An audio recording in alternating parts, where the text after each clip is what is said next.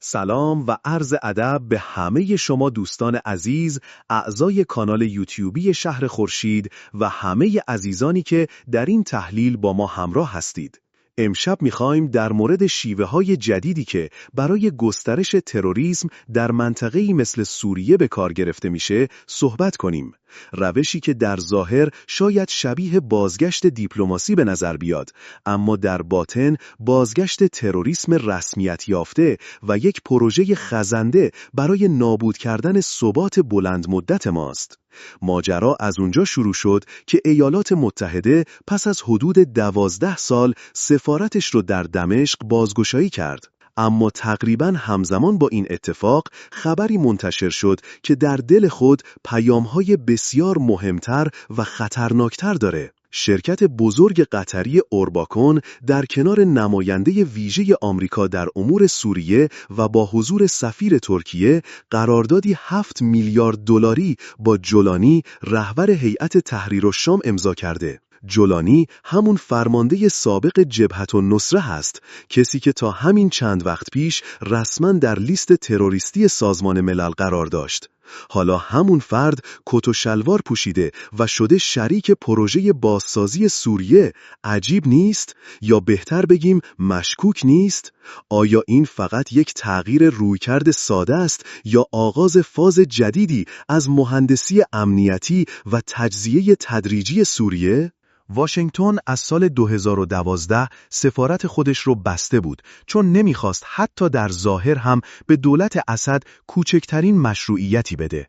پس چرا الان برگشته؟ اون هم در شرایطی که اوضاع سوریه همچنان ناآرومه و تروریست‌ها در بخش‌های مختلف جولان میدن. پاسخ واضحه، چون آمریکا به شدت نیاز داره تا هرچه سریعتر از آشوب موجود در منطقه برای مقابله با ایران و یارانش در محور مقاومت بهره برداری کنه. خصوصاً بعد از شکست سنگین دریایی که از نیروهای انصارالله یمن متحمل شد، به نظر میرسه امروز تنها شانسش برای حفظ تسلط هژمونیک در منطقه و مبارزه علیه نفوذ ایران ایجاد دشمنان نیابتیه. در واقع آمریکا که از ابتدای بحران سوریه نقش مهمی در تضعیف دولت مرکزی و پیشبرد جنگ داخلی داشته و حالا که داعش دوباره در حال قد علم کردنه و ساختار حاکمیتی سوریه به شدت تضعیف شده، فرصت رو مناسب دیده تا نیروهای نیابتی جدید خودش رو با پوشش سرمایه گذاری و نوسازی به بخش‌های کلیدی از ساختار قدرت در سوریه تبدیل کنه تا در آینده کنترل بیشتری روی سوریه و حتی ارتشش داشته باشه.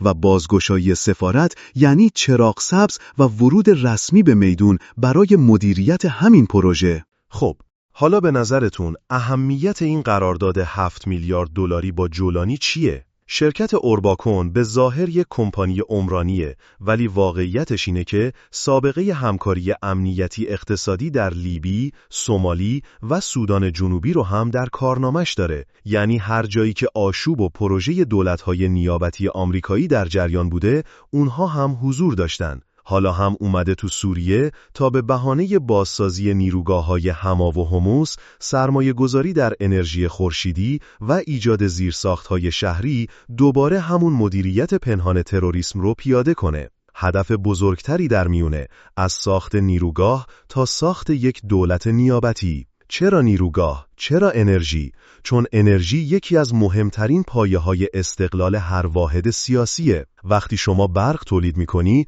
می‌تونی شبکه خودت رو بسازی، درآمدزایی داشته باشی، خدمات ارائه بدی و در نهایت تبدیل به یک شبه دولت بشی. این دقیقاً همون چیزیه که تو افغانستان هم دیدیم.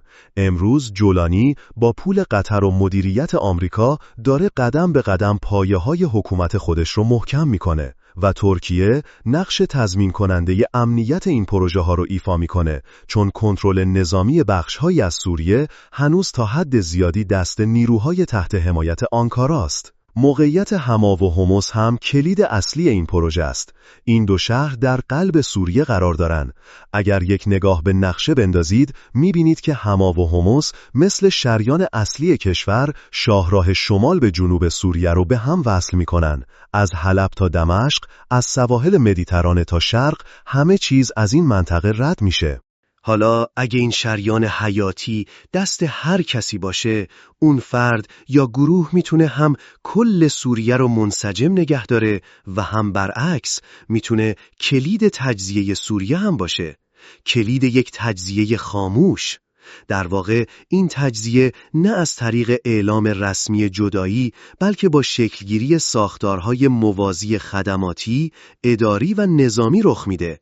یعنی تجزیه اقتصادی که شاید از تجزیه نظامی هم خطرناکتر باشه. و اما بعد روانی و رسانه‌ای ماجرا رو هم نباید از نظر دور داشت. شاید بگید خب این اتفاقا افتاده، ولی چرا رسانه ها اینقدر ساکتن؟ چرا هیچ کس نمیگه که قطر 7 میلیارد دلار به جولانی داده؟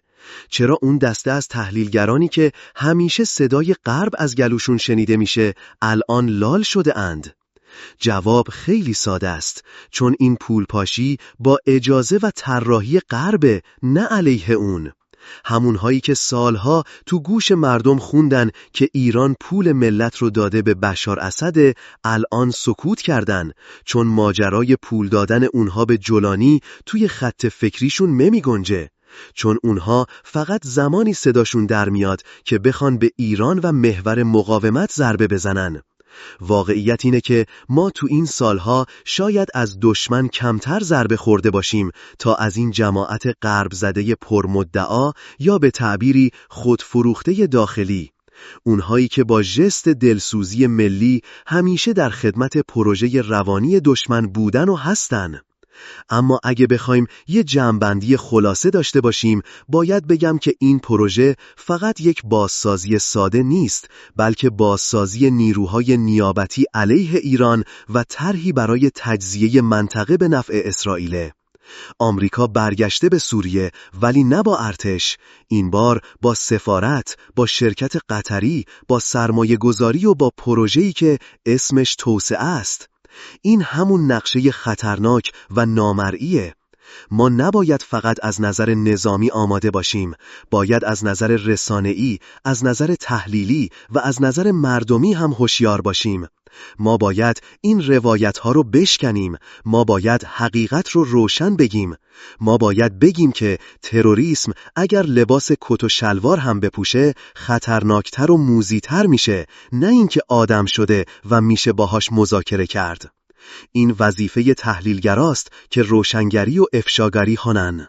خب، بیشتر از این وقت شما عزیزان رو نمیگیرم.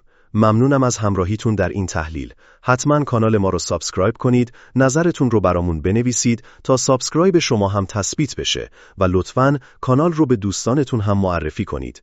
یادتون نره که از کانال حمایت کنید، چون وقت و انرژی زیادی برای ساخت این تحلیل ها صرف میشه و اینها فقط یک تحلیل ساده نیستند. این تحلیل ها به آینده و امنیت کشور عزیزمون ایران گره خوردن.